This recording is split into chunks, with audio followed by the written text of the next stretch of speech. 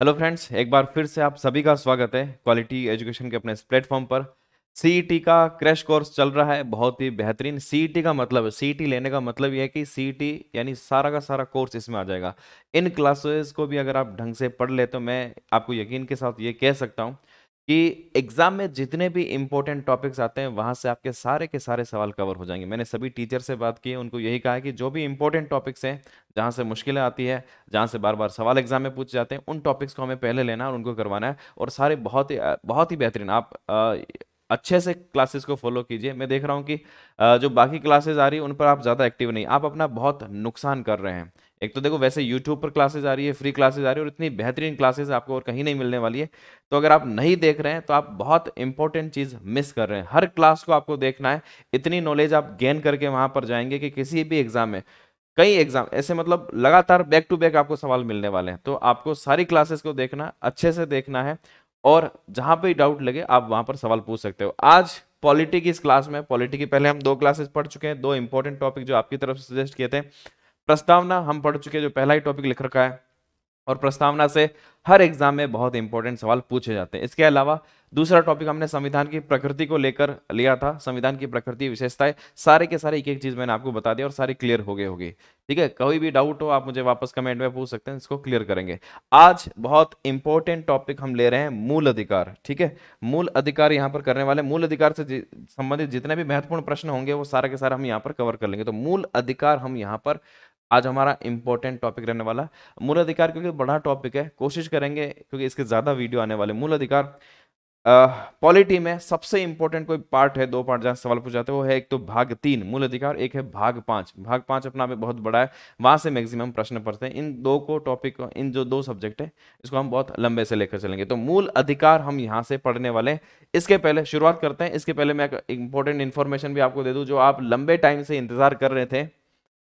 Quality education की CET के लिए जो model test papers, practice test paper, ये अब मार्केट में आ चुके हैं। मार्केट में आपको बहुत आसानी से उपलब्ध हो जाएंगे। आप किसी भी शॉप पर जाइए, वहां पर आपको उपलब्ध हो जाएंगे, और बहुत जल्दी हम भी आपको ऑनलाइन भी अवेलेबल करा देंगे। कई कैंडिडेट होते हैं जो गांव से हैं और कई बार गांव में छोटी शॉप पर नहीं मिल पाती है, तो आप ऑनलाइन ऑर्डर करेंगे तो हम ऑनलाइन भी आपके लिए अवेलेबल बहुत जल्दी इसको करवा देंगे।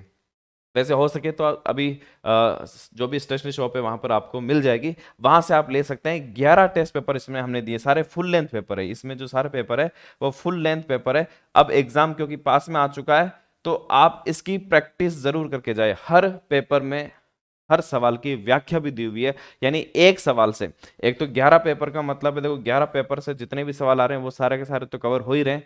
इसके अलावा जो व्याख्या दे रखी है, उस व्याख्या से आपकी बहुत सारी चीजें कवर हो जाएगी। यानी एक किताब से मात्र मुश्किल से 100 रुपए में आपको ये किताब मिल जाएगी। उस एक किताब में आपको मतलब मान के चलिए कि पूरा का पूरा जो अपना सीईटी का सिलेबस है, उनके सारे इंपॉर्टेंट क्वेश्चंस कवर हो जाएंगे। तो ये बुक तो आप सबको पढ़नी ही है। एग्जाम में जाने से पहले ये बुक तो पढ़कर ही जाना है। मतलब पहले पेपर सोल्व करना है, टाइम कम बचा है तो व्याख्या सारी की सारी पढ़ के चले जाना, लेकिन इस पेपर को सोल्व करके जरूर जाना है। ये आपकी तैयारी को बहुत मजबूत बना देगी। क्वालिटी एजुकेशन की पूरी टीम ने इसको बनाया। ऑनलाइन टेस्ट सीरीज भी चल रही है, ऑनलाइन टेस्ट सीरीज के क्वेश्चंस बिल्कुल अलग है, वहां पर भी दीजिए अगर आपने वो दिए। बुक के क्वेश्चंस बिल्कुल अलग है, इसकी पूरी टीम अलग है, इसके क्वेश्चंस बिल्कुल अलग हैं। ठीक है, तो संजीव प्रकाशन के साथ अपनी बुक आती है, तो संजीव प्रकाशन और क्वालिटी एजुकेशन की टीम ने ये तैयार किया है। इसको आप जरूर देख लेना, ये मार्केट में अब उपलब्ध हो चुकी है। ठीक है, अब शुरुआत करते हैं मूल अधिकार से। देखो सबसे पहला जो सवाल बनता है, सिंपल सा सवाल, मूल अधिकार किस भाग से संबंधित है? तो भाग 3। संविधान में टोटल भाग कितने हैं? हमें पता है संविधान में कुल 22 भाग है, उसमें से जो तीसरा भाग है भाग 3, वो मूल अधिकार से संबंधित है। तो मैं पहले हेडिंग ही यही लगा रहा हूं, मूल अधिकार। तो भाग 3 में मूल अधिकार आता है। क्लियर है? पहला सवाल तो यहीं से बनता है। दूसरा सवाल बनता है कि किस अनुच्छेद में, कहां से कहां तक मूल अधिकार दिए हुए हैं? तो अनुच्छेद 12 से लेकर 35 तक हमें पढ़ने होते हैं। अनुच्छेद 12 से लेकर 35 तक ये मूल अधिकार में दिए। तो यहां ही से आपका एक सवाल बन जाता है, कौन से भाग में है और अनुच्छेद कहां से कहां तक है, इसको ध्यान में रखना है। क्लियर है यहां तक? सबसे पहले आ जाता है हम एक सामान्य से इसकी परिभाषा में, मूल अधिकार होता क्या है। अधिकार की बात हो रही है, देखो ये अधिकार किसके लिए है, ये अधिकार कौन दे रहा है? ये अधिकार हमें संविधान ने दिए हैं। भारत का संविधान है, हम भारत के संविधान को पढ़ रहे हैं, तो भारत के संविधान ने यहाँ के रहने वाले नागरिकों को कुछ अधिकार दिए गए हैं, मूलभूत अधिकार, फंडामेंटल राइट। नाम क्या है? मूल अधिकार, फंडामेंटल राइट्स। मतलब कुछ ऐसे फंडामेंटल राइट्स, कुछ ऐसे मूल अधिकार जो हर नागरिक के लिए जरूरी है। ऐसे अधिकार जो नागरिकों के लिए जरूरी है उसके सर्वांगीण विकास के लिए, ये मूल अधिकार है ना। ऐसे अधिकार, मैं पूरी परिभाषा नहीं लिख रहा हूं, शॉर्ट में लिख रहा हूं, ऐसे अधिकार जो किसी भी नागरिक के लिए, किसी भी नागरिक के सर्वांगीण विकास के लिए, किसी भी नागरिक के सर्वांगीण विकास के लिए बहुत आवश्यक है। कम से कम ऐसे अधिकार तो मिलने ही चाहिए। ये भारत का संविधान गारंटी देता है भी इतने तो हम अधिकार आपको देंगे ही देंगे। अब आप यहाँ पर भारत के नागरिक है या बाकी अन्य नागरिकों के लिए भी, किसी भी नागरिक के सर्वांगीण विकास। जब हम बात करते हैं सर्वांगीण विकास, तो सर्वांगीण विकास का मतलब क्या होता है? ओवरऑल डेवलपमेंट का मतलब क्या होता है? सर्वांगीण विकास का मतलब है उसका हर प्रकार का विकास हो। हर प्रकार का मतलब उसका भौतिक, इसको भौतिक की बजाय मैं इसको लिख देता हूं शारीरिक विकास। उसका शारीरिक विकास पर्याप्त रूप से हो सके, उसको ऐसी बेसिक फैसिलिटी तो उसको मिलनी चाहिए कि वो अपने शारीरिक विकास, एक देखो जैसे हम आर्टिकल 24 पढ़ेंगे, वो बाल श्रम का निषेध करता है। बाल श्रम का निषेध का मतलब बच्चों से किसी भी तरह का भारी भरकम काम नहीं करवाया जाएगा। अगर बच्चों से, बच्चों का काम, बच्चों का होता है कि बच्चा बचपन का जो है उसका खेलने का, कूदने का, एजुकेशन लेने का, शिक्षा लेने का, डेवलपमेंट का फेज होता है। अगर उस समय बच्चे पर बोझ डाल दिया जाए, उनको काम पर लगा दिया जाए, मान लो कि हमारे देश में ये अधिकार नहीं होता कि बच्चा है, बूढ़ा है, सबको काम पे लगाया जाएगा, है ना। तो ऐसे बहुत सारे लोग हैं जो शायद अगर ये अधिकार बच्चों को नहीं मिलता या फिर ये कानून इस तरह का बाल श्रम निषेध कानून नहीं होता तो बच्चों को भी बड़ी संख्या में काम पर लगा दिया जाता। इससे बच्चों का कभी विकास नहीं हो पाता। तो बच्चों के शारीरिक विकास के लिए भी हमारा संविधान अधिकार देता है भी किसी भी बच्चों को 14 साल से नीचे, अब तो उसको और बढ़ाकर ना किशोर के लिए भी कर दिया गया 18 साल के लिए, 18 साल तक के किसी भी बच्चों को खतरनाक कामों में नहीं लगाया जा सकता। ये देश का कानून है। क्यों? अगर हम ऐसा लगाएंगे तो हम उसका शारीरिक विकास नहीं कर पाएंगे, और शारीरिक विकास जिस देश में जहां के बच्चे, जहां के युवा अगर शारीरिक विकास पूरा नहीं हो पाया तो वो देश का विकास भी नहीं कर पाएंगे। तो देश के विकास के लिए जरूरी है कि किसी भी उस देश के जो निवासी है, ह्यूमन रिसोर्स जो बड़े हैं, उनका शारीरिक, मानसिक, नैतिक, आध्यात्मिक हर तरह का पूर्ण विकास होना चाहिए। तो हमारे जो मूल अधिकार है वो व्यक्ति के सर्वांगीण विकास, यानी उसका शारीरिक विकास हो, उसका मानसिक या बौद्धिक विकास पर्याप्त रूप से हो सके। मानसिक विकास के लिए देखो हम यहाँ पर 21A पढ़ेंगे कि उसको 6 से 14 साल के बच्चों को निःशुल्क शिक्षा, अनिवार्य शिक्षा देना, ये एक तरह से राज्य का कर्तव्य भी है और उसका एक मूल अधिकार भी है। तो मानसिक विकास उसका हो सके। इसके अलावा उसका शारीरिक विकास, मानसिक या बौद्धिक विकास, उसका नैतिक विकास हो सके, उसका बौद्धिक आध्यात्मिक विकास हो सके। नैतिक, हमने धर्म की स्वतंत्रता भी दी है, शिक्षा और संस्कृति का अधिकार भी दिया है यहाँ पर। तो हर तरह का अधिकार, हर तरह का अधिकार दिया हुआ हर तरह के विकास के लिए। आध्यात्मिक विकास, ऐसे अधिकार जो किसी भी नागरिक के सर्वांगीण विकास के लिए आवश्यक हो, वो कहलाते हैं मूल अधिकार। अगर ये अधिकार नागरिकों को नहीं मिले तो शायद इनका सर्वांगीण विकास नहीं हो पाएगा। दूसरा, इसको मूल इसलिए भी कहा जाता है, एक और इसके साथ ये भी बात है, इसको मूल अधिकार इसलिए भी कहा जाता है, मूल अधिकार इसलिए भी कहा जाता है क्योंकि संविधान गारंटी देता है, संविधान इस बात की गारंटी देता है कि हम आपको ये मूल अधिकार देते हैं। संविधान गारंटी दे रहा है, यानी कि अगर कोई मूल अधिकार हमें नहीं मिल पाता है, कोई हमारा मूल अधिकार छीनने की कोशिश करता है, तो संविधान ने ये दायित्व दे रखा है सुप्रीम कोर्ट को, हाई कोर्ट को, हमारे न्यायालय को ये यहाँ पर ये दायित्व दे रखा कि आपको इनके अधिकारों की रक्षा करनी है। हमारे अधिकार छीन कौन सकता है? कोई भी व्यक्ति छीन सकता है, राज्य स्वयं छीन सकता है। इनको इनसे छीनने के बचाने के लिए दायित्व दिया हुआ, ये ड्यूटी है, कर्तव्य दिया हुआ है न्यायालय को कि आपको इन अधिकारों की रक्षा करनी है नागरिकों की। इसलिए एक तरह से जो हमारे सुप्रीम कोर्ट्स हैं वो संविधान की व्याख्या तो करते ही करते हैं, हमारे मूल अधिकारों के रक्षक भी है। यहां से भी सवाल पूछा जाता है मूल अधिकारों के रक्षक कौन है, तो वो है न्यायालय।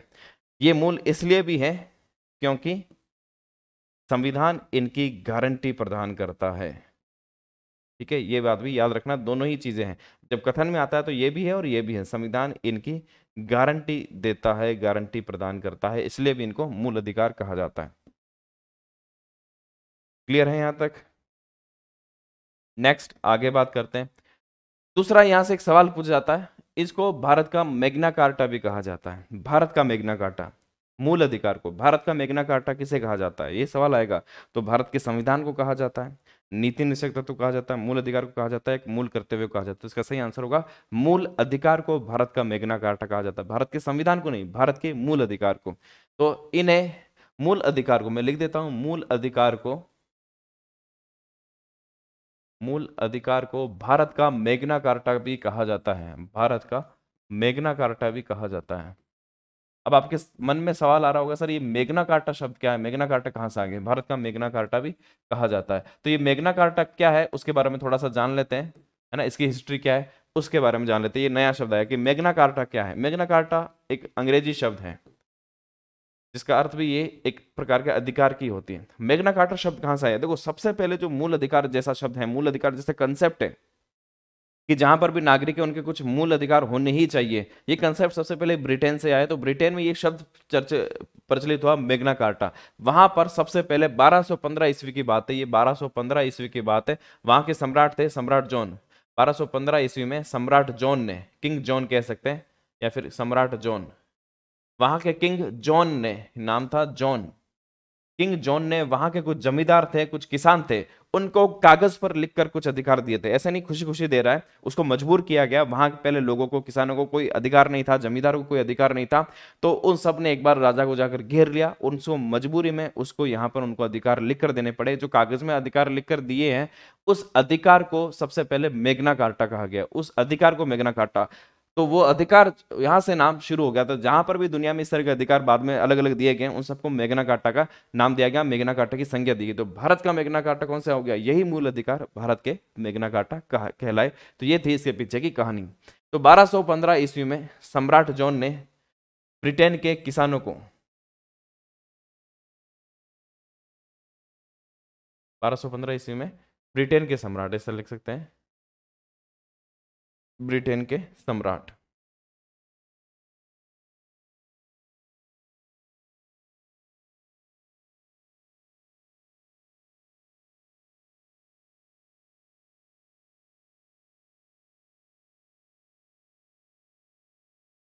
ब्रिटेन के सम्राट जॉन ने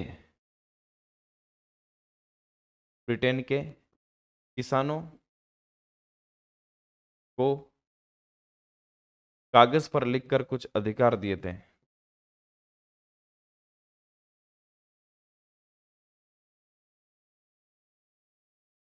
अधिकार दिए थे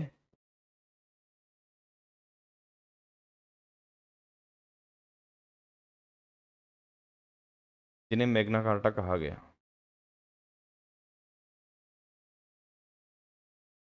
क्लियर।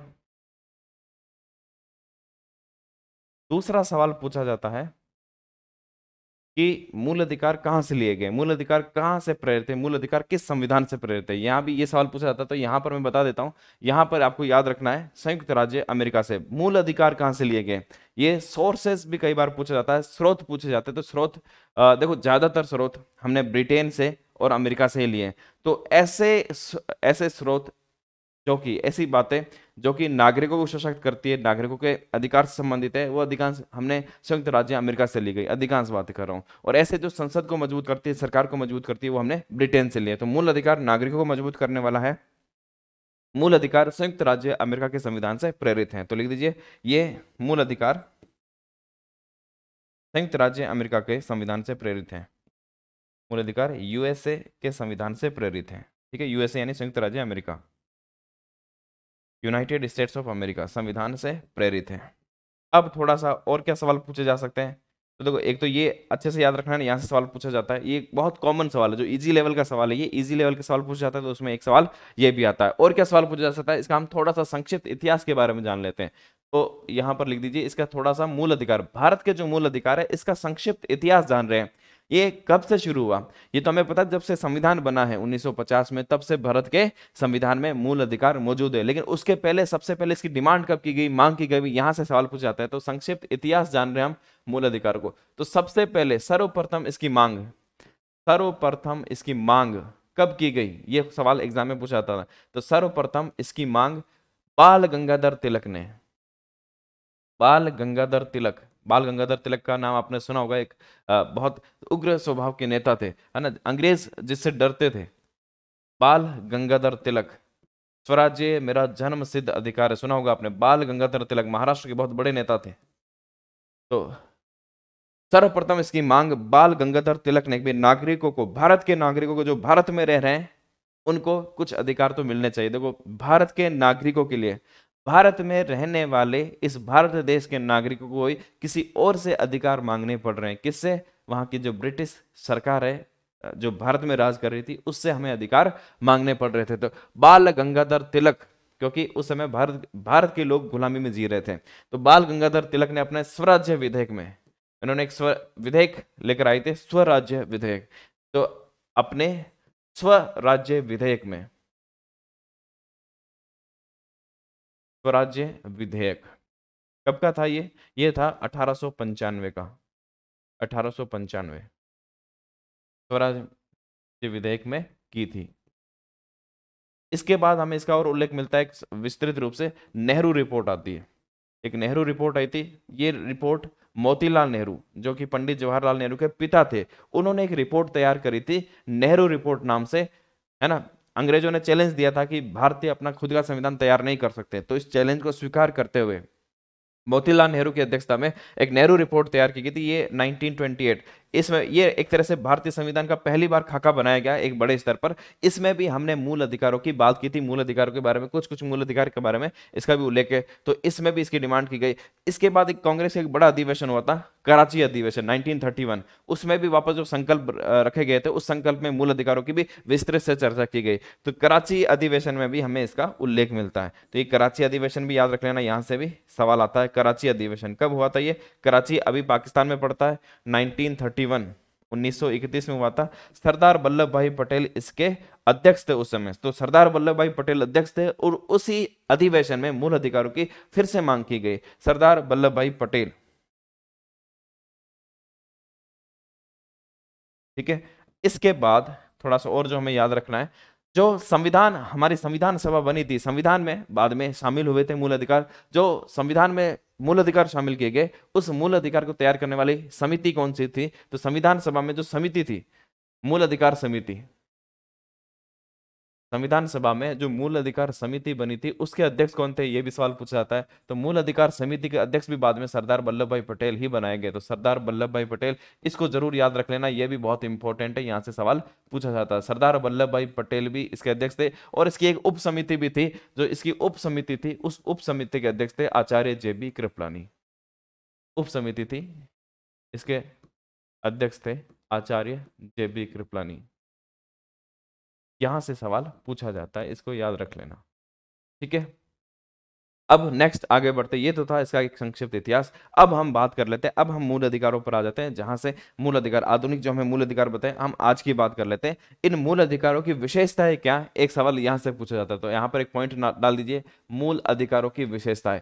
संभव हो तो आप साथ साथ नोट्स भी बना लीजिएगा, और यहाँ पर ये सारी की सारी PDF जो भी आपको यहाँ पर पढ़ा रहे हैं, सारी की सारी PDF अपने टेलीग्राम चैनल पर भी आपको मिल जाएगी। क्वालिटी एजुकेशन RS का जो टेलीग्राम चैनल है, वहां पर आपको ये PDF मिल जाएगी। वहां से आप PDF भी इसकी ले सकते हैं, नोट्स वहां से बना सकते हैं। चाहे तो आप साथ साथ भी नोट्स बना सकते हैं। मेरे लिखने का मकसद यही है कि मैं जब लिख रहा हूं तो आप साथ साथ नोट्स बनाते चले, ताकि आपको लंबे टाइम तक याद रहेगा, ठीक है ना। तो साथ साथ आप नोट्स बना सकते हैं, बाकी इसकी PDF आपको अपने टेलीग्राम चैनल पर मिल जाएगी।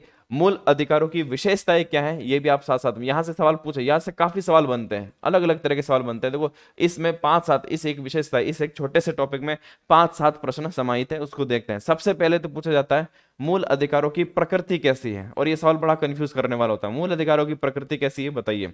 तो यहाँ पर 2 ऑप्शन आता है कि मूल अधिकारों की प्रकृति सकारात्मक है या नकारात्मक है। तो ध्यान देना, मूल अधिकारों की प्रकृति नकारात्मक होगी। आपके मन में सवाल आ रहा होगा, सर ये नकारात्मक कैसे है, तो हमें अधिकार दे रहे हैं। मूल अधिकारों की प्रकृति नकारात्मक कैसे है, क्यों है ये तो, जबकि ये तो नागरिकों को अधिकार प्रदान करते। ध्यान देना, ये जो नकारात्मक कहा जाता है, ये किसके संदर्भ में कहा जाता है, वो इंपॉर्टेंट है। तो यहां पर संदर्भ लिखना राज्य के संदर्भ में, और क्योंकि ये राज्य के संदर्भ में ही पूछे जाते हैं, इसलिए राज्य के संदर्भ में ये प्रकृति इसकी नकारात्मक होती है। क्यों, ऐसा क्यों है, राज्य के संदर्भ में कैसे? ध्यान देना, ये अधिकार हमें किसके विरुद्ध दिए गए हैं? ये राज्य के विरुद्ध नागरिकों को प्राप्त है। अधिकार किसको प्राप्त है? अधिकार, मूल अधिकार नागरिकों को प्राप्त है। किसके विरुद्ध प्राप्त है? राज्य के विरुद्ध। अब यहां पर बार बार एक शब्द आएगा राज्य, अब हम समझेंगे कि राज्य होता क्या है, ठीक है। तो सवाल आ रहा है कि ये राज्य के विरुद्ध कैसे हैं। देखो, व्यक्ति के अधिकार छीनता कौन है? जब पहले यहाँ पर ब्रिटिश सरकार थी, वहां भारत के नागरिकों को उस समय कोई अधिकार नहीं थी, कभी भी वो मारती थी, पीटती थी, इतना टैक्स उनसे लेती थी और कोई अधिकार उनको नहीं, कभी भी गिरफ्तार कर लेती थी, गोलियां तक चला देती थी, उनको शूट आउट कर देती थी। कोई अधिकार इनके पास, जीवन का अधिकार भी नहीं था, है ना। जीवन भी कभी भी छीन लेता, मतलब आए और उनको गोली चलाकर चले गए, या फिर ऐसे ही मार दिया, फांसी पर लटका दिया बिना कोई वारंट के, कोई भी है ना प्रोसेस पूरा करते थे, लेकिन कानून से ऊपर उठकर। नागरिकों को सामान्य अधिकार भी वहां पर नहीं थे। ये कौन छीन रहा है अधिकार? राज्य। अब क्योंकि हमारी अपनी सरकार आ गई, ब्रिटिश सरकार चली गई, लेकिन क्या इसकी गारंटी है कि ये सरकार भी लोगों पर अत्याचार नहीं करेगी, उनके मूलभूत अधिकार देगी? तो राज्य के विरुद्ध, राज्य ऐसा अत्याचारी वापस से नहीं हो जाए, अपना राज्य भी, अपना स्वराज्य होते हुए भी वो भी अत्याचारी हो सकता है, वो भी आपके सारे अधिकारों को छीन सकता है, ये राज्य भी आप पर बहुत सारे अत्याचार कर सकता है। तो इस राज्य के विरुद्ध सुरक्षा देने के लिए नागरिकों को कुछ अधिकार दिए गए और इसकी गारंटी दी है संविधान ने कि इसको छीना नहीं जा सकता, और इसकी रक्षा करने का दायित्व दिया था न्यायालय को। तो ये राज्य के विरुद्ध दिए गए हैं, नागरिकों को दिए गए हैं, ये राज्य के विरुद्ध है, इसलिए राज्य के संदर्भ में इसकी प्रकृति कैसी होगी? राज्य के लिए नकारात्मक प्रकृति हो गई। ये ध्यान रखना, यहां से सवाल पूछे जाते हैं। नागरिकों के संदर्भ में सकारात्मक है, लेकिन राज्य के संदर्भ में नकारात्मक है। स्पेशली जब तक ये नहीं आए कि नागरिकों के संदर्भ में, तब तक इसकी प्रकृति यही है। सिर्फ इतना से पूछा जाए कि मूल अधिकारों की प्रकृति कैसी है? नकारात्मक लिखनी है, ठीक है। इसका उद्देश्य क्या है? इसका उद्देश्य है लोगों को राजनीतिक तौर पर सशक्त करना, है ना। लोगों को सत्ता, एक प्रकार से अधिकार देकर हम उसको राजनीतिक तौर पर उसको सशक्त कर रहे हैं कि वो राज्य के विरुद्ध भी खड़ा रहे। एक तरह से राज्य अगर उसको कोई अत्याचार करे तो उसके विरुद्ध भी वो खड़ा रह सके, ये अधिकार लेकर। तो एक तरह से राजनीतिक लोकतंत्र, राजनीतिक लोकतंत्र का मतलब लोगों का तंत्र वास्तव में खड़ा हो, लोगों के पास शक्तियां, अधिकार रहे, राज्य उस पर कोई अत्याचार नहीं कर पाए। राजनीतिक लोकतंत्र की स्थापना करना इसका उद्देश्य है। तो इसकी प्रकृति कैसी है, इसका उद्देश्य कैसा है, ये समझ में आ गया। तीसरी बात आपको लिखनी है, ये वाद योग्य है। हमने प्रस्तावना में कहा था कि वाद योग्य नहीं है, अवाद योग्य है, तो इसको हमें लिखना है ये वाद योग्य है। इसी को हम कहते हैं ये न्यायोचित है, और इसी को हम कहते हैं ये प्रवर्तनीय है, एनफोर्सेबल है। प्रवर्तनीय है, प्रवर्तनीय का मतलब इसको लागू कराया जा सकता है कोर्ट में जाकर, प्रवर्तनीय।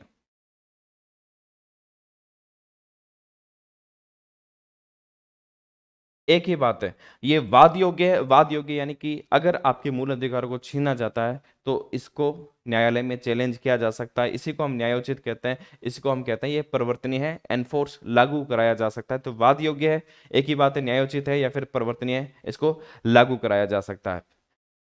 अगली बात, अगली विशेषता, ये असीमित नहीं है। मूल अधिकार आपको दिया गया है, लेकिन ऐसा नहीं है कि इसकी कोई लिमिटेशन नहीं है, असीमित है, नहीं। आपको जो दिया है उस पर प्रतिबंध भी लगाया जा सकता है। कैसे?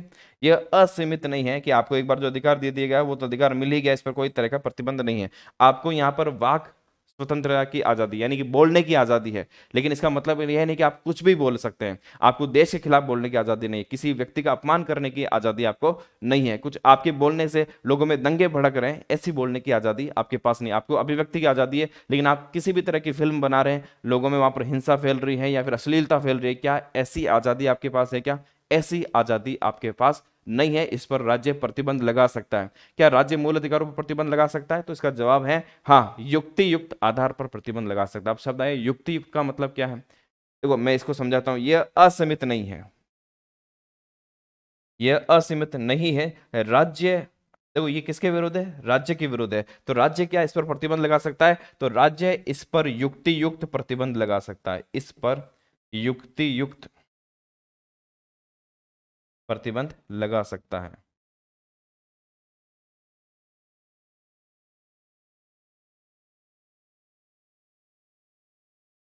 युक्ति युक्त प्रतिबंध लगा सकता है। युक्ति युक्त का मतलब क्या होता है? युक्ति युक्त प्रतिबंध लगा सकता है, देखो यहां पर ये अगर मैं राज्य को इस तरह से प्रतिबंध लगाने की छूट देगी तो धीरे धीरे राज्य सारे ही अधिकारों पर प्रतिबंध लगा सकता है। लेकिन राज्य को भी इतनी छूट नहीं दी गई है कि वो कुछ भी प्रतिबंध लगा सकता है। तो राज्य को भी लिखा गया है कि आप युक्ति युक्त प्रतिबंध लगा सकते हैं, और वो युक्ति युक्त होगा क्या, वो भी संविधान में लिखा हो। युक्ति युक्त का मतलब है कि इसके सही आधार होने चाहिए, प्रतिबंध लगाने के भी कुछ ना कुछ आधार होने चाहिए। जिन आधारों पर संविधान में लिखा गया है उन्हीं आधारों पर आप प्रतिबंध लगा सकते हैं, बाकी ऐसे ही प्रतिबंध नहीं लगा सकते हैं। आपके प्रतिबंध जो है वो युक्ति युक्त होने चाहिए, और वो युक्ति युक्त है या नहीं है ये तय कौन करता है, ये तय भी करेगा कोर्ट, है ना, क्योंकि न्यायालय के पास दायित्व दिया हुआ है कि वो मूल अधिकारों की रक्षा करे। तो ये असीमित नहीं है, इन पर लगाया जा सकता है। अगला पॉइंट लिखिए, ये स्थायी नहीं है। मतलब ऐसा नहीं कि परमानेंट है, दो अधिकारों को छोड़कर ये स्थायी नहीं है। आपातकाल में, जब राष्ट्रीय आपातकाल लगता है तो मूल अधिकार छिन जाते हैं, तो राष्ट्रीय आपातकाल में इन पर रोक लगाई जा सकती है। राष्ट्रीय आपातकाल में इन्हें निलंबित किया जा सकता है, काल में इन्हें निलंबित किया जा सकता है।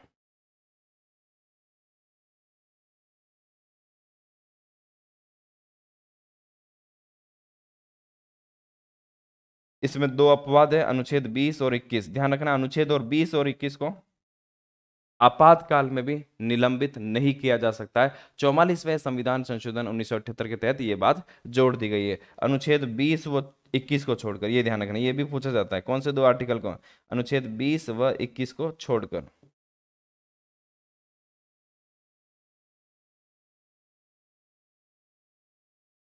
क्लियर है? तो ये असीमित नहीं है, ये स्थायी नहीं है।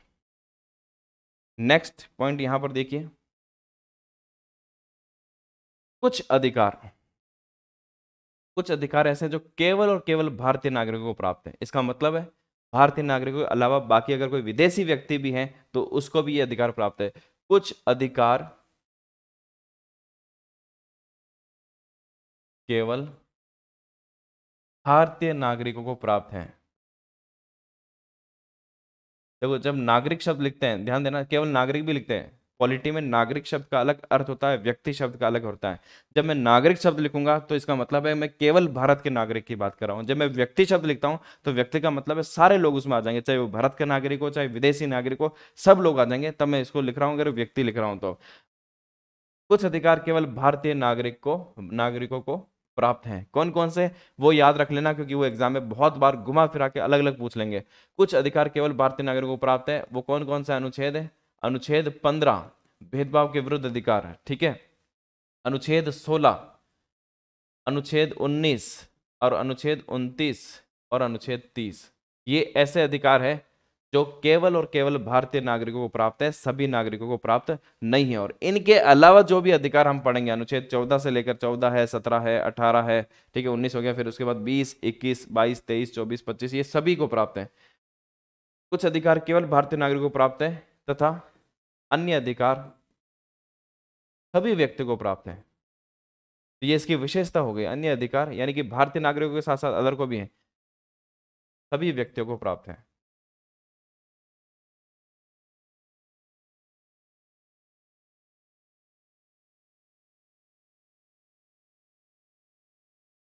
ठीक है। कुछ अधिकार हमने कहा ये राज्य के विरुद्ध है, कुछ अधिकार ऐसे भी हैं जो व्यक्ति के विरुद्ध भी है। जैसे अनुच्छेद 15(2) में कहता है कोई भी व्यक्ति राज्य भेदभाव नहीं कर सकता है। कोई भी व्यक्ति भी जाति, धर्म, लिंग, मूल वंश, जन्म विस्तार के आधार पर भेदभाव नहीं, तो राज्य भेदभाव करेगा, नहीं व्यक्ति भेदभाव करेगा। अनुच्छेद 17 में लिखा हुआ है कोई भी व्यक्ति जो है छुआछूत नहीं कर सकता है, तो वो व्यक्ति के विरुद्ध भी हो जाता है। कोई भी व्यक्ति बाल श्रम में नहीं लगा सकता, तो व्यक्ति के विरुद्ध भी है।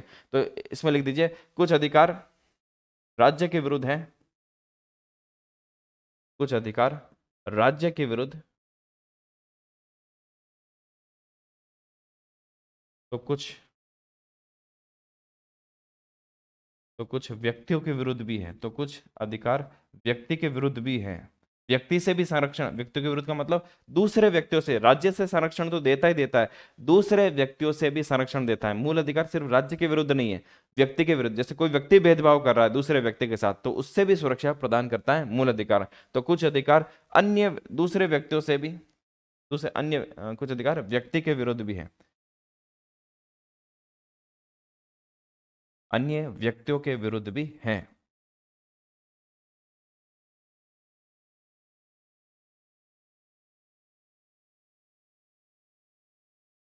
क्लियर है यहाँ तक। और लास्ट एक पॉइंट, एक विशेषता और लिख सकते हैं।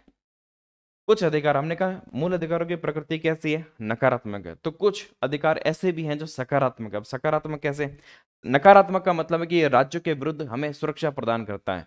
आर्टिकल 14 कहता है विधि के समक्ष सभी बराबर है, कानून के समक्ष सभी बराबर है, राज्य किसी के साथ भेदभाव नहीं कर सकता। अब यहाँ पर सभी बराबर है। जैसे पहले राजा महाराजा का शासन था तो वो अलग अलग तरह से ट्रीट करता था। राजा है तो उसके ऊपर कोई कानून लागू नहीं होता था, राजा के परिवार से है तो उस पर कुछ कानून लागू होते थे, बाकी कानून लागू नहीं होते थे। कोई ऊंची जाति का लोग हो गया, ब्राह्मण हो गया, पंडित हो गया, उनके लिए अलग कानून हो गया। और जो जिसको पहले नीची जाति कहा जाता था उन लोगों के लिए अलग कानून उन्होंने बना दिए, उनको बेसिक अधिकार भी नहीं दिए जाते थे। तो अलग अलग कानून हो गए अलग अलग नागरिकों के लिए। लेकिन यहां पर अब ऐसा नहीं है, राज्य ऐसा भेदभाव नहीं कर सकता है। तो ये तो हो गया कि ये राज्य के विरुद्ध हो गया, तो नकारात्मक प्रकृति के। लेकिन कुछ राज्य के लिए ही दिए बनाए हुए हैं कि राज्य को ये कर्तव्य है कि उनको लागू करे। जैसे आर्टिकल 17 की बात करता हूं, अनुच्छेद 17 की बात करता हूं।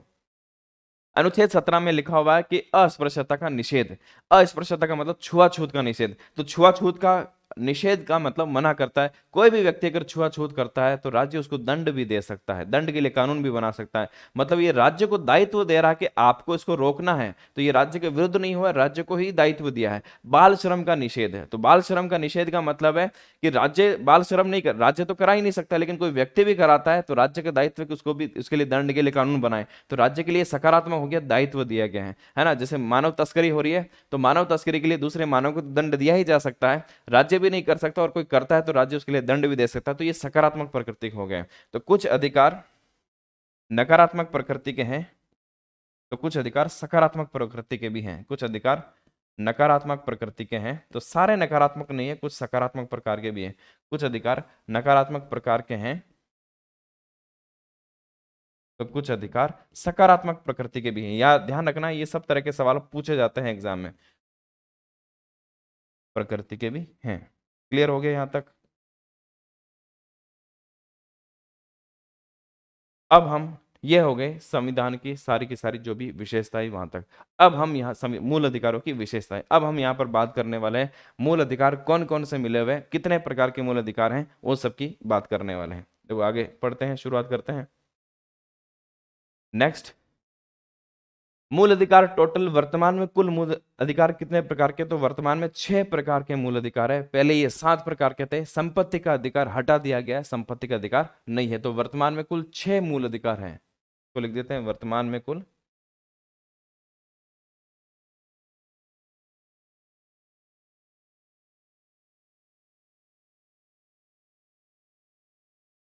वर्तमान में कुल 6 प्रकार के मूल अधिकार हैं।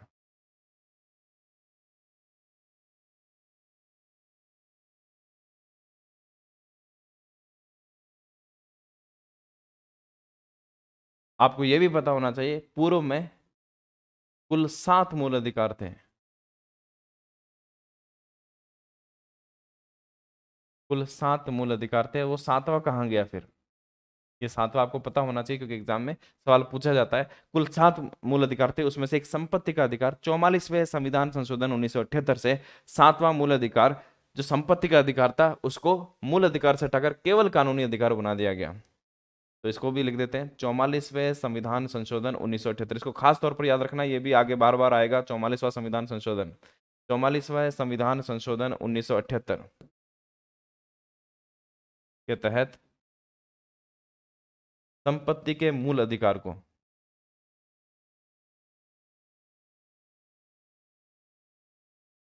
संपत्ति के मूल अधिकार को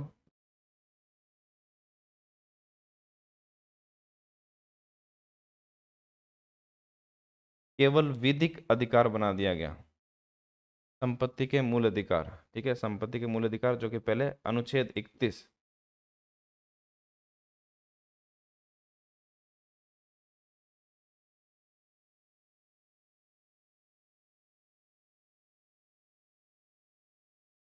को अनुच्छेद 31 से हटाकर अब कहां पर रख दिया गया, ये भी एग्जाम में पूछा जाता है। अनुच्छेद 31 से हटाकर अनुच्छेद 300 क के तहत केवल विधिक अधिकार बना दिया गया। अब देखो अधिकार तो है, ऐसा नहीं कि संपत्ति का अधिकार नहीं है, लेकिन मूल अधिकार नहीं है। मूल अधिकार जैसे कोई अधिकार मूल अधिकार होता है उसकी पावर बहुत ज्यादा होती है, मूल अधिकार की पावर बहुत ज्यादा होती है, सुप्रीम कोर्ट में आप सीधे सीधे चैलेंज कर सकते हैं। लेकिन जैसे ही विधिक अधिकार होता है उसकी पावर कम हो जाती है, राज्य उसको बहुत आसानी से छीन सकता है कानून बनाकर। इसको कानून बनाकर भी नहीं छीना जा सकता है ना, इसको मूलभूत ढांचे का हिस्सा बनाया हुआ है ऐसे बहुत सारे मूल अधिकारों को, तो इनको आसानी से नहीं छीना जा सकता, लेकिन उनको बहुत आसानी से आपके अधिकारों को कानून बनाकर चेंज किया जा सकता है। अनुच्छेद 31 से हटाकर अनुच्छेद 300 क, अनुच्छेद 300 क के तहत केवल विधिक अधिकार बना दिया गया।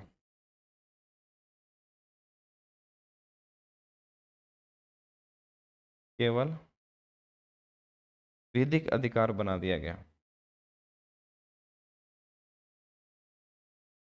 केवल विधिक अधिकार बना दिया गया।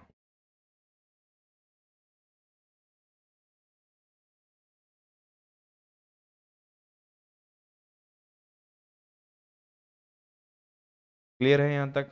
अब हम बात कर लेते हैं नेक्स्ट आगे, जो 6 प्रकार के मूल अधिकार है वो कौन कौन से हैं उसके बारे में थोड़ा सा जान लेते हैं।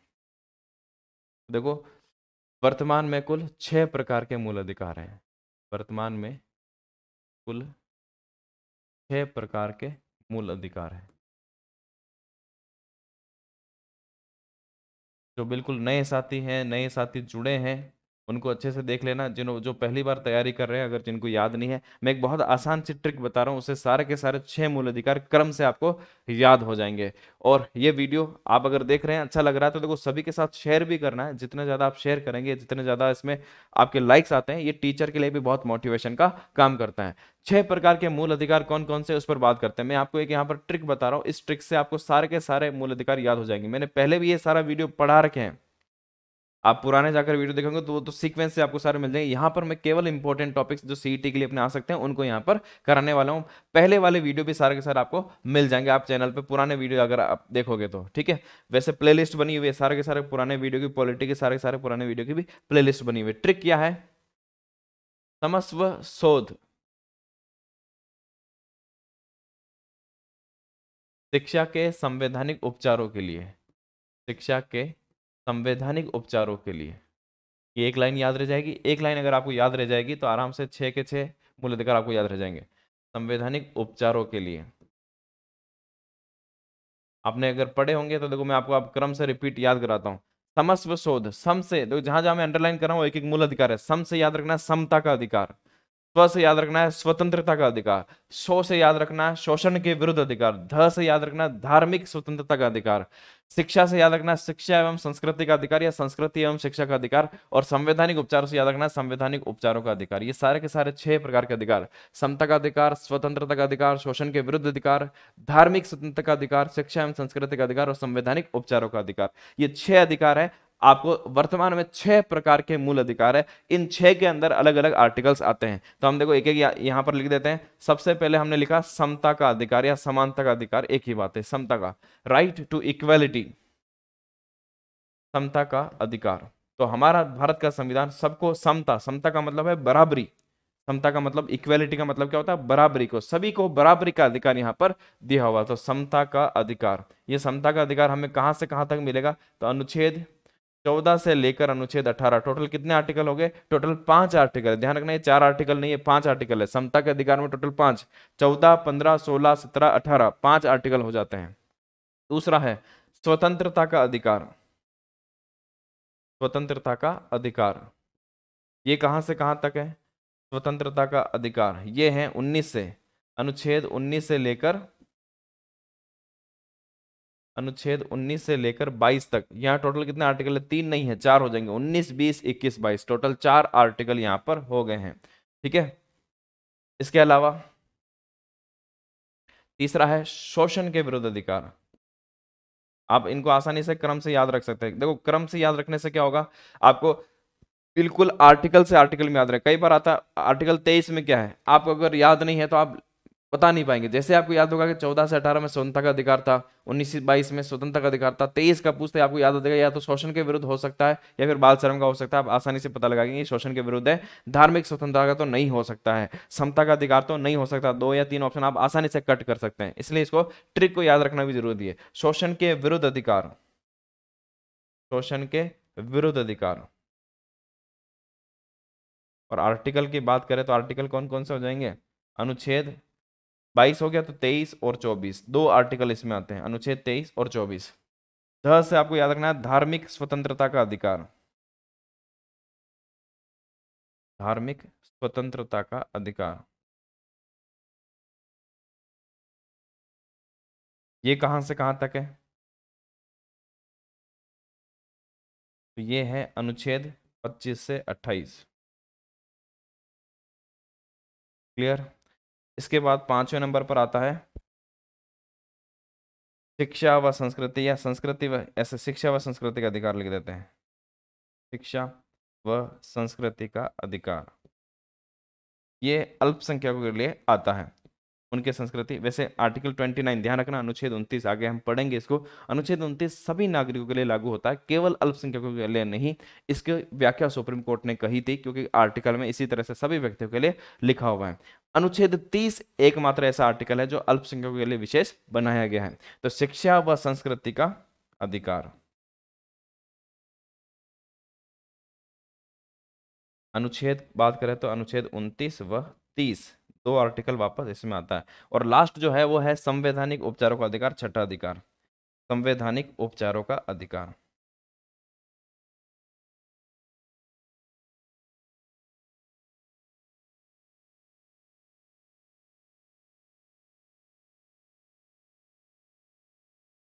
ये कौन सा आर्टिकल है? बहुत इंपॉर्टेंट है, याद रखना। संवैधानिक उपचारों का अधिकार बहुत इंपॉर्टेंट है, अनुच्छेद 32 में आता है। तो 30 के बाद हम सीधा अनुच्छेद 32 में आ गए। अब आप कहेंगे 31 कहा गया, तो अभी हमने पढ़ा था कि अनुच्छेद 31 पहले संपत्ति का अधिकार था। 44वें संविधान संशोधन 1978 के तहत उसको हटाकर अब अनुच्छेद 300 का में केवल विधिक अधिकार बना दिया है, इसलिए 30 के बाद सीधा 32 आ गया। देखो आर्टिकल की बात करें तो यहाँ पर टोटल 5 अनुच्छेद थे, यहाँ पर 4 थे, यहाँ पर 2, यहाँ पर वापस 4, यहाँ पर वापस 2, 5 4 2 4 2 और ये एक आर्टिकल आता है। तो 32 तक हमारे पास आर्टिकल आ गया। आपके दिमाग में ये भी आ रहा होगा कि हमने तो पढ़ा था 12 से लेकर 35 तक, ये तो 14 से शुरू हो रहा है, और 33 34 35 कहाँ गया? तो 33 34 35 में नहीं है, हम बाद में पढ़ेंगे भाई 33 34 35 में क्या व्यवस्था की गई, वहां पर क्या लिखा हुआ है। और यहाँ पर भी दिमाग में आ रहा होगा कि अनुच्छेद 12 और 13 में क्या है। तो अभी हम 12 और 13 के बारे में जानने वाले हैं, आज इस क्लास में यहीं तक पढ़ेंगे कि अनुच्छेद 12 और 13 में क्या है। हम बाद में एक एक आर्टिकल को भी पढ़ लेंगे, क्योंकि मूल अधिकार बहुत महत्वपूर्ण है, इसको बहुत अच्छे से तैयार करके जाना है। तो अनुच्छेद 14 से हमारे मूल अधिकार शुरू होते हैं। तो सवाल आता है कि फिर 12 में क्या है, 13 में क्या है, तो उसकी बात कर लेते हैं एक बार।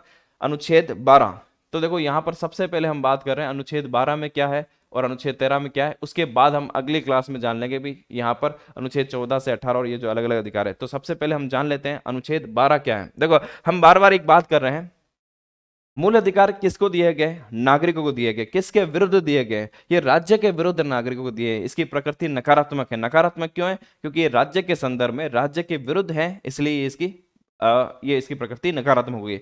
अब यहां से सवाल आता है राज्य का मतलब क्या है? बार बार राज्य शब्द आ रहा है। तो इस अनुच्छेद 12 में ही सबसे पहले इसमें हमने मूल अधिकार में कहा कि ये राज्य के विरुद्ध हैं। तो पहले क्लियर तो करो राज्य का मतलब क्या है, किस राज्य की बात हो रही है? राजस्थान की बात हो रही है, पंजाब हरियाणा की बात हो रही है, या राज्य का मतलब कोई और है? तो यहां पर पहले आर्टिकल में क्लियर कर दिया गया है कि राज्य का मतलब क्या क्या, किसके विरुद्ध ये हमें अधिकार मिल रही है, किसके विरुद्ध हमें इसकी सुरक्षा हमें दी जा रही है, संविधान किसके विरुद्ध दे रहा है। तो राज्य की परिभाषा यहां पर पहले ही क्लियर कर दी गई है। तो राज्य के परिभाषा में कौन आता है ये ध्यान रखना। देखो यहां पर राज्य का मतलब वो स्टेट नहीं है, वो प्रांत नहीं है, जैसे राजस्थान हरियाणा पंजाब उस वो नहीं लिखा हुआ। यहाँ राज्य का मतलब सीधी भाषा में अगर मैं बात करूं, यहाँ पर राज्य स्टेट, पॉलिटी में स्टेट का मतलब जब राज्य बोलता है तो यहाँ पर आप सीधा समझ लीजिए सरकार की बात कर रहा है। किसकी बात कर रहा है? सरकार की बात कर रहा है। तो राज्य के विरुद्ध है, मतलब सरकार के विरुद्ध नागरिकों को सुरक्षा, सरकार कोई किसी प्रकार के अत्याचार नहीं कर सके उसके विरुद्ध सुरक्षा। अब इस राज्य की परिभाषा में इस आर्टिकल में क्या लिखा हुआ है? इसमें लिखा हुआ है भारत की संसद। भारत की संसद यहां पर राज्य की परिभाषा में आता है, यानी भारत का विधानमंडल। भारत की संसद कोई भी कानून बनाता है उससे हमें सुरक्षा देता है। इसी तरह से राज्य का विधानमंडल, राज्य का विधानमंडल भी इसी में आता है। राज्य का विधानमंडल, तो क्योंकि राज्य के विधानमंडल भी कानून बनाता, तो ऐसा कोई भी कानून नहीं बना सकता है राज्य का विधानमंडल जो नागरिकों के अधिकारों को छीन सकता है। इसके अलावा ये ऊपर, सबसे ऊपर केंद्र का सरकार हो गई, राज्य का विधानमंडल यानी राज्य की सरकार हो गई। अब निचले स्तर पर आते हैं तो जो स्थानीय सरकार होती है, स्थानीय प्राधिकारी होते हैं, उनसे भी, स्थानीय प्राधिकारी जितने भी है उनसे भी यहाँ पर हमें ये सुरक्षा देता है, उनके भी, ये भी राज्य की परिभाषा में आएंगे, स्थानीय प्राधिकारी। ठीक है, इसके अलावा अन्य कोई भी प्राधिकारी जो सरकारी अन्य सार्वजनिक प्राधिकारी है वो भी इसमें आ जाते हैं। अन्य सार्वजनिक प्राधिकारी, जो भी सरकारी प्राधिकारी है वो सब इसके अंदर राज्य की परिभाषा में आते हैं। इसके अलावा ऐसी कोई भी संस्था, सरकारी संस्था हो चाहे गैर सरकारी संस्था हो, ऐसी गैर सरकारी संस्था जो राज्य से किसी प्रकार का अनुदान लेती है वो भी राज्य की परिभाषा में आती है। सरकारी संस्थाएं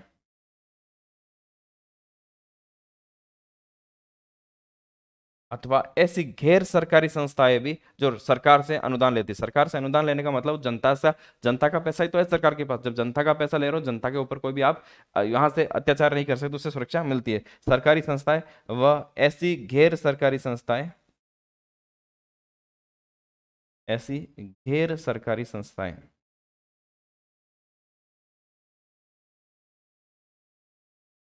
धैर्य से, बड़े इत्मीनान से क्लास को देखना है। एक बार आपको क्लास को देखना है, इसके बाद कोई सा भी एग्जाम हो आप आसानी से सारी सारी चीजों को कर सकते हैं। एक बार आपका कंसेप्ट क्लियर होना चाहिए, और मेरे ख्याल से आपका सारा का सारा यहाँ पर कंसेप्ट क्लियर हो रहा होगा, कोई प्रॉब्लम नहीं है समझने में। ऐसी गैर सरकारी संस्थाएं जो सरकार से अनुदान लेती हो।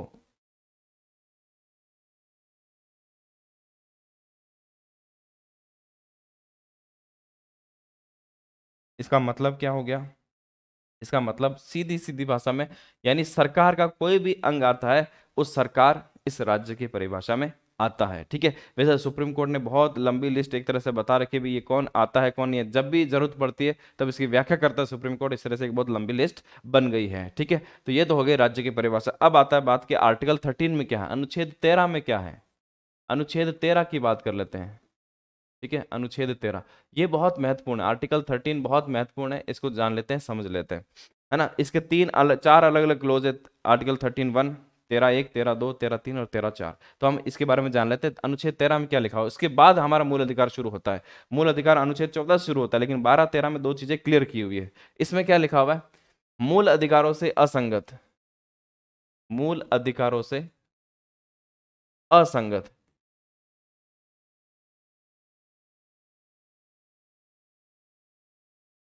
व अल्पीकरण, अल्पीकरण यानी उसे कम करने वाली, उसको छोटा करने वाली, अल्पीकरण करने वाली विधियां। विधि का मतलब कानून,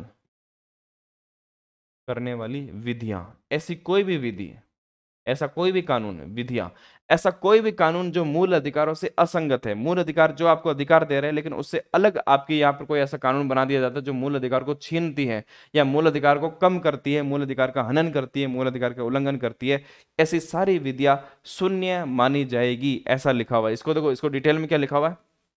इसके मैंने कहा चार क्लोज है। 13(1), 13(2) में क्या लिखा हुआ है, संविधान पूर्व की विधियां। संविधान बनने से पहले भी कोई अगर कानून बना हुआ, संविधान पूर्व की विधियां, ऐसा नहीं कि संविधान के पूर्व की हमने कोई विधियां नहीं लिए, संविधान के पूर्व भी कानून वो वैसे के वैसे भारत में चालू थे, तो संविधान पूर्व की भी कोई विधियां, संविधान पूर्व की विधियां, वो लिखा हुआ है अनुच्छेद 13(1) में, संविधान पूर्व की विधियां।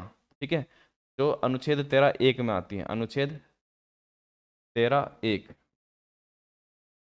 व संविधान पूर्व की विधियां तथा संविधान पश्चात की विधियां।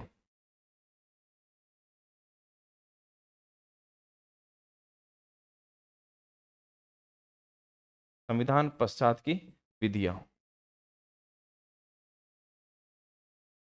अनुच्छेद 13(2) में आता है,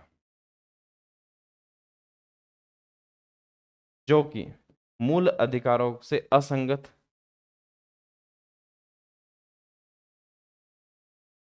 मूल अधिकारों से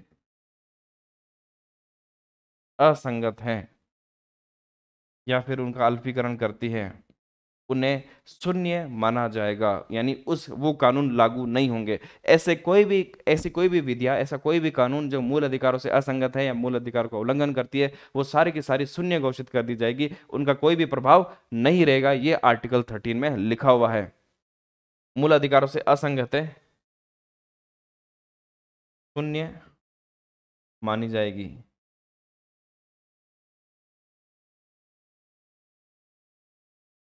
इसका मतलब है, अर्थात न्यायालय इन्हें रद्द कर सकता है।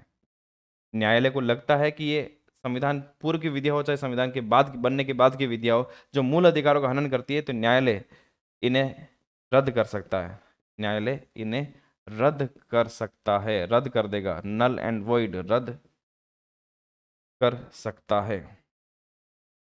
यही आर्टिकल 13, ये वाला जो पॉइंट है, यही यहां से सवाल पूछा जाता है। अनुच्छेद 13 ही न्यायिक पुनरावलोकन का आधार है। यहां पर न्यायालय समीक्षा कर सकता है, न्यायिक पुनरावलोकन कर सकता है भी कौन सी विधि, कौन सा कानून जो है, जो संविधान मूल अधिकार के असंगत है, तो ये न्यायिक समीक्षा का आधार है, न्यायिक पुनरावलोकन का आधार है। तो नोट डालकर हमें एक बात यहां पर लिखनी है कि अनुच्छेद 13 ही, अनुच्छेद 13 न्यायिक पुनरावलोकन का आधार है। न्यायिक समीक्षा, न्यायिक पुनरावलोकन को ही न्यायिक समीक्षा कहा जाता था, न्यायिक पुनरावलोकन का आधार है।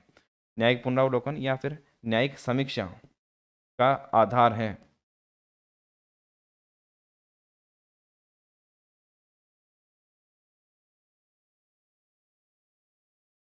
ठीक है, अब यहां से एक सवाल और बनता है, यहां पर एक आता है आच्छादन का सिद्धांत। आच्छादन या इसी को ग्रहण का सिद्धांत भी कहते हैं, लगभग लगभग एक जैसा ही है। देखो यहां से एक सिद्धांत दिया जाता है। सिद्धांत का मतलब क्या है, यहाँ पर एक बात आती है कि कोई भी संविधान के पूर्व का अधिकार, संविधान के पूर्व की कोई विधि बनी हुई है या संविधान के पश्चात की कोई विधि बनी है जो मूल अधिकारों का उल्लंघन करती है, तो क्या वो पूरा ही विधि समाप्त कर दी जाएगी, पूरी विधि शून्य घोषित कर दी जाएगी, पूरी विधि को रद्द कर दिया जाएगा? नहीं। यहाँ पर एक सिद्धांत की बात करता है कोर्ट में, आच्छादन के सिद्धांत। यहाँ पर कहता है कोई भी ऐसा कानून, कोई भी ऐसी विधि उस हद तक, उस स्तर तक अवैध मानी जाएगी, उस स्तर तक उसको रद्द कर दी जाएगी जितना स्तर तक वो मूल अधिकार का उल्लंघन करती है। मान लो कि कोई कानून है, इस कानून के 4 पार्ट है, अलग अलग पार्ट है, इसमें से ये पार्ट ऐसा है जो मूल अधिकार छीनता है, तो केवल इस पार्ट को रद्द कर दिया जाएगा, 4 पार्ट लागू रह जाएगा। तो इसका आच्छादन का मतलब होता है ढकना। तो यहां पर आच्छादन का सिद्धांत कहता है अगर ये 2 पार्ट ऐसे हैं जो मूल अधिकार का उल्लंघन करता है, तो यहां पर ये आच्छादित हो जाएगा, ये मूल अधिकारों से आच्छादित हो जाएगा, यहां पर मूल अधिकार लागू होंगे, ये विधि लागू नहीं होगी। तो इस ढकने को कहते हैं, इस ढकने को कहते हैं आच्छादन का सिद्धांत। तो मैं इसको लिख देता हूं, कोई भी विधि,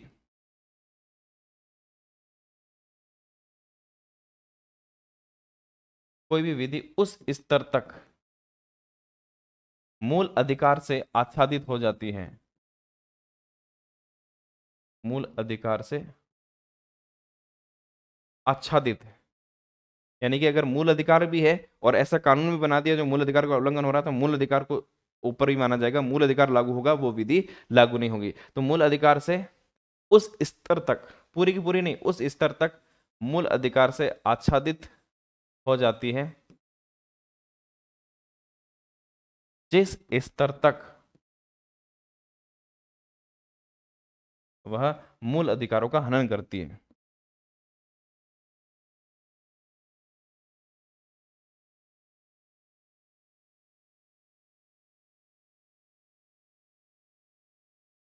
क्लियर हो गया यहां तक?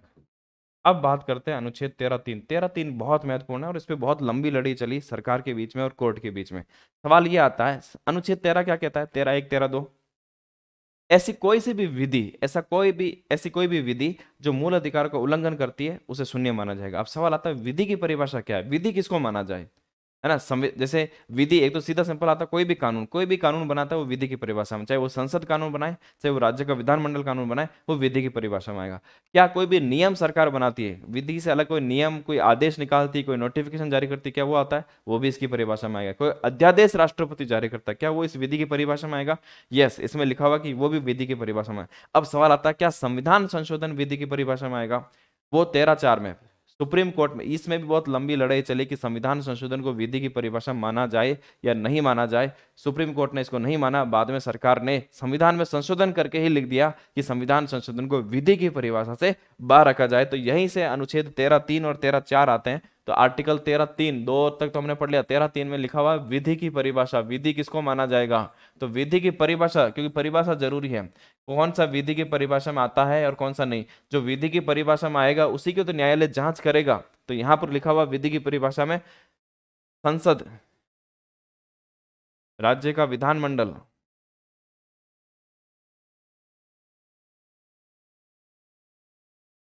द्वारा पारित कोई भी विधि,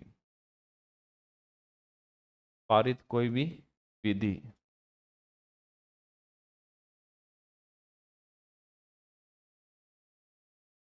पारित कोई भी विधि हो गया। इसके अलावा राष्ट्रपति हो या राज्यपाल द्वारा पारित कोई भी अध्यादेश इसमें आ जाएगा।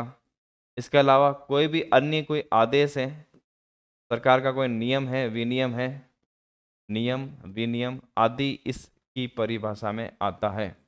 ठीक है, तो ये सब विधि की परिभाषा में आ जाएगी। और अनुच्छेद 13(4) जो बाद में जोड़ा गया उसमें लिखा हुआ है संविधान संशोधन विधि की परिभाषा में शामिल नहीं है। संविधान संशोधन ये बाद में जोड़ के इसमें लिख दिया गया, संविधान संशोधन करना विधि की परिभाषा में नहीं है। संविधान संशोधन विधि की परिभाषा में नहीं आता है। अब संविधान संशोधन इसका मतलब है तो सरकार कोई भी संविधान संशोधन कर लेगी, पूरा संविधान चेंज कर देगी। और आपके तो ये तो संविधान संशोधन विधि की परिभाषा में आता है नहीं, मूल अधिकार में कैसे आ जाएगा। तो ध्यान देना, संविधान संशोधन विधि की परिभाषा में नहीं आता। आगे हम इसको और डिटेल में पढ़ेंगे, लेकिन अभी सिर्फ इतना समझ लो कि एक सरकार केशवानंद भारती केस में, नोट डालकर हम इस बात को लिख रहे हैं, केशवानंद भारती केस में सुप्रीम कोर्ट ने मूलभूत ढांचे का सिद्धांत दिया था और इसमें यह कहा था कि अनुच्छेद 13 भी मूलभूत ढांचे का हिस्सा है। इसका मतलब आप 13 को खत्म नहीं कर सकते हैं। मूल अधिकार में बहुत सारे मूल अधिकार ऐसे हैं जिसको मूलभूत ढांचे का हिस्सा कर दिया तो मूल अधिकार खत्म नहीं कर सकते। तो ये मूलभूत ढांचे का संविधान संशोधन भले ही विधि की परिभाषा में नहीं आता है, लेकिन सुप्रीम कोर्ट ने एक मूलभूत ढांचे का सिद्धांत दे रखा है कि मूलभूत ढांचे में जो भी है उसको कभी भी चेंज नहीं किया जा सकता, उसमें संशोधन नहीं कर सकता। अगर कोई ऐसा करता है तो न्यायपालिका उसकी समीक्षा कर सकती है। तो ध्यान रखना है, एक अनुच्छेद 13 को भी, अनुच्छेद 13 ये जो 13 है मूलभूत ढांचे के अंतर्गत आता है। 13 भी, अनुच्छेद 13 मूलभूत ढांचे, संविधान के मूलभूत ढांचे के तहत आता है। तो इसका मतलब है कि इसको भी आप किसी भी तरीके से संशोधित नहीं कर सकते हैं, संविधान के मूलभूत ढांचे के तहत आता है।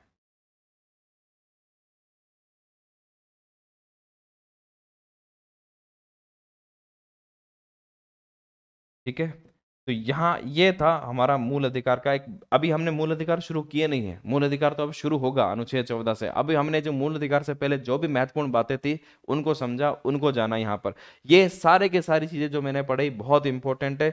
मूल अधिकार से ज्यादा सवाल यहाँ से बनते हैं, जो इसका बेसिक जहाँ से हम पढ़ते हैं। तो ये मूल अधिकार का बेसिक है, इसको अच्छे से तैयार कर लेना, यहाँ से सवाल जरूर जरूर बनते हैं, है ना। यहाँ से हमारी आज की क्लास यहाँ से समाप्त होती है। आपको ये क्लास कैसी लगी मुझे कमेंट में जरूर बताना कि क्लास आपको कैसी लग रही है और क्या इसमें सुधार किया जा सकता है और उसमें क्या क्या चीजें की जा सकती है। आप अपने सुझाव भी दे सकते हैं और ज्यादा से ज्यादा कैंडिडेट्स के साथ इसको शेयर करना है। जितने भी ग्रुप से आप जुड़े हुए हैं अपना स्टेटस इसको लगाइए, जो व्हाट्सएप स्टेटस पे आप दूसरी चीजें लगाते हैं इसको स्टेटस लगा दीजिए, ये मेरे लिए मोटिवेशन का काम करेगा। ठीक है, तो अगली क्लास में हम वापस मिलते हैं। आप मुझे ये भी सुझा सकते हैं अगली क्लास में हम कौन सा टॉपिक ले सकते हैं। पहले तो कोशिश करेंगे कि मूल अधिकार को हम थोड़ा सा खत्म करें, उसके बाद और आप भी अगर आपके कोई और सजेशन है तो वो भी आप दे सकते हैं। मैं आपको फिर बता रहा हूं कि जितना ज्यादा आप शेयर करेंगे ये सब चीजें हमारे लिए मोटिवेशन का काम करती हैं। हम और ज्यादा क्लास लेकर आए, अभी 2 क्लास रेगुलर चल रही है ना। आप दोनों क्लास को रेगुलर देखिए, अगर आपका सबका सपोर्ट रहा तो इस क्लासों को और भी हम बहुत जल्दी बढ़ा देंगे। तो मिलते हैं वापस नेक्स्ट क्लास में। Thank you.